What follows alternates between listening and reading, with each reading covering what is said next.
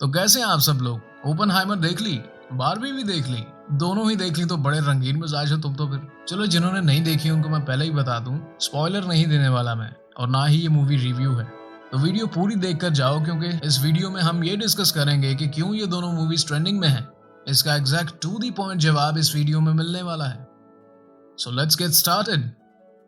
AMC.com यानी American movie classics के मुताबिक 20,000 से भी ज्यादा लोगों ने एक ही दिन बारबी और ओपनहाइमर देखने के लिए प्री बुकिंग कर रखी थी। ये दोनों मूवीज रिप्रेजेंट करती हैं जिसको कहा जाता है ऑपोजिट टोनल रिलीज या OTR। OTR रिलेटिवली गेमिंग और फिल्म मेकिंग की दुनिया में बहुत ही कॉमन है, लेकिन यहाँ सवाल ये पैदा होता है कि ये तरीका काम कैसे करता है। क्यों बार्बनहाइमर हर एक सोशल मीडिया प्लेटफॉर्म पर एक ट्रेंडिंग टैग बन चुका है? वेल, थ्रेड्स को छोड़कर मस्त जोक मारा रे, ये हंस रहे हलकट हंस।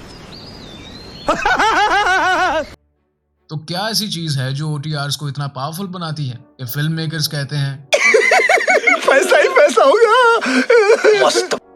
चलो एक सिचुएशन की हेल्प से समझाता हूँ तुम्हें। मान के चलते हैं तुम मूवी देखने एक थिएटर में गए हो। चलो जल्दी से गूगल सर्च भी कर लेते हैं। थिएटर्स में इस time Indiana Jones, Mission Impossible, Insidious, Joy Ride, Spider Verse, Transformers और कई और मूवीज भी लगी हैं। तो ऑलरेडी तुम्हारे पास इतनी ज्यादा चॉइसेस हैं कि तुम समझ नहीं पा रहे कि कौन सी मूवी देखें, है ना? मेरे साथ तो बहुत बार ऐसा हुआ है। मैं गारंटी के साथ कह सकता हूँ कि तुम में से सबको ये नहीं पता होगा कि ये सब मूवीज थिएटर में लगी हुई हैं। क्या पता मैंने झूठ कहा और ये सब मूवीज थिएटर में लगी ही ना हो, और क्या पता ये रियल मूवीज ही ना हो। तो रुको जरा, सबर करो। वीडियो को देखकर खत्म तो कर लो, फिर जाके जितना मर्जी गूगल सर्च कर लेना।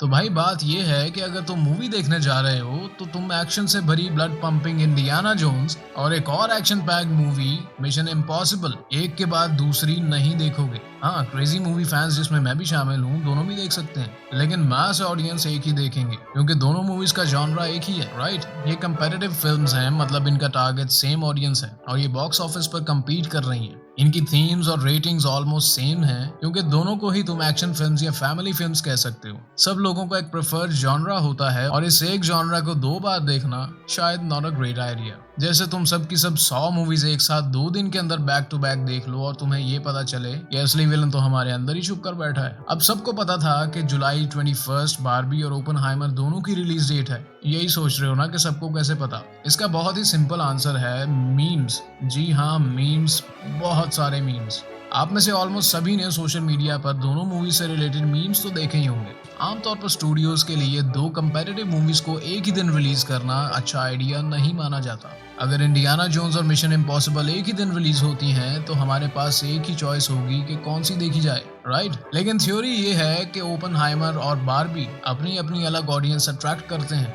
मूवी को कब रिलीज किया जाए इसके पीछे एक पूरा कॉस्ट बेनिफिट एनालिसिस होता है। मतलब स्टूडियोज ऐसे ही उठाकर मूवीज किसी भी दिन रिलीज नहीं कर देते। तो बात यह है कि जब 2 मूवीज जो बिल्कुल एक दूसरे के ऑपोजिट हों और एक ही दिन रिलीज हो जाएं तो दोनों के बॉक्स ऑफिस पर एक दूसरे की वजह से कोई फर्क नहीं पड़ेगा। तो अभी तक आप यही सोच रहे होंगे ना कि दोनों में से बेटर मूवी कौन सी है। चलो बताता हूँ। बारबी मूवी ग्रेटा गर्विग ने डायरेक्ट की है जो ज्यादातर फीमेल ओरिएंटेड मूवीज बनाती हैं, और ये मूवी उन ऑडियंसेस के लिए बनाई गई है जिन्हें देखना पसंद है कलरफुल फैंटेसी और ग्लिटरी मूवीज जो कलरफुल होने के साथ साथ एक डीप मीनिंग भी रखती हैं। और हाँ, जो इसे देखेंगे वो नॉस्टैल्जिक तो फील करेंगे ही या फील करना चाहते हैं। नॉस्टैल्जिया भी एक बहुत पावरफुल टूल है फिल्म मेकर्स का ऑडियंस को अट्रैक्ट करने के लिए। चलो इस टॉपिक को किसी और वीडियो में डिस्कस करेंगे।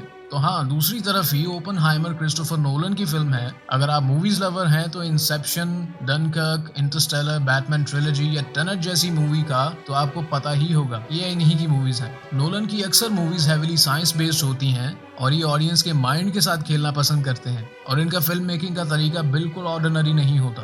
यही इनकी खासियत है और इसीलिए ये one of the best Hollywood directors में गिने जाते हैं। तो इसका मतलब ये है कि दोनों में से बेटर मूवी कंसीडर करना बहुत ही मुश्किल है। ये ऐसे ही हो जाएगा जैसे आप बिरयानी और रसमलाई को कंपेयर कर रहे हैं। दोनों की अलग वैल्यूज हैं भाई, नहीं बनता ना कंपैरिजन। दोनों मूवीज का आपस में कुछ लेना देना नहीं है और इनका कंपटीशन भी नहीं बनता क्योंकि दोनों मूवीज एंटायरली डिफरेंट ऑडियंस को टारगेट करके बनाई गई हैं। बेशक दोनों मूवीज एक से बढ़कर एक हैं, लेकिन इनका कंपैरिजन बनता नहीं है। और ऐसी मूवीज खुशी से अपनी रिलीज डेट शेयर कर लेती हैं जिसका अक्सर फायदा भी होता है।